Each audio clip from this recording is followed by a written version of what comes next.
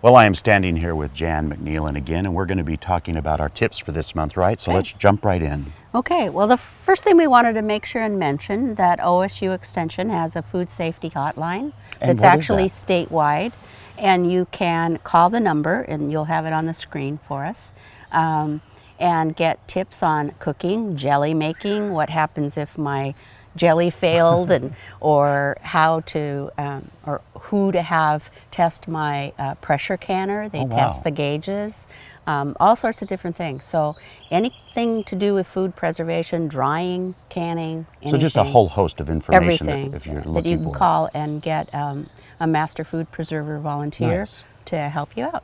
Wonderful.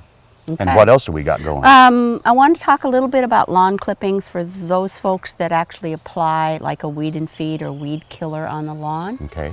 And if you compost, to make sure that you don't compost those clippings at least 2 or 3 times, 2 or 3 cuttings.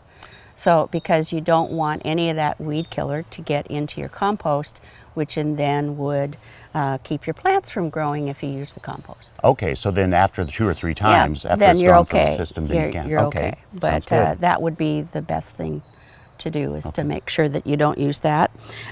We have a list down here. Yellow jackets in the house.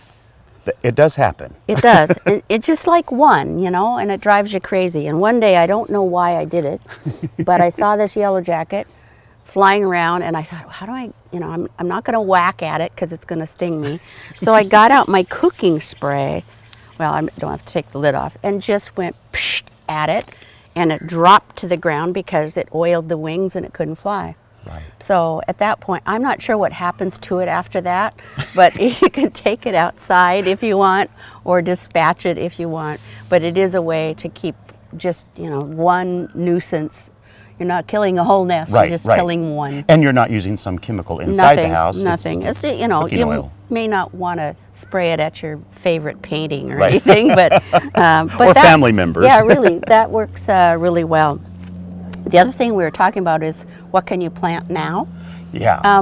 You can still plant lots of perennials in the yard as long as you keep them nice and watered throughout the summer.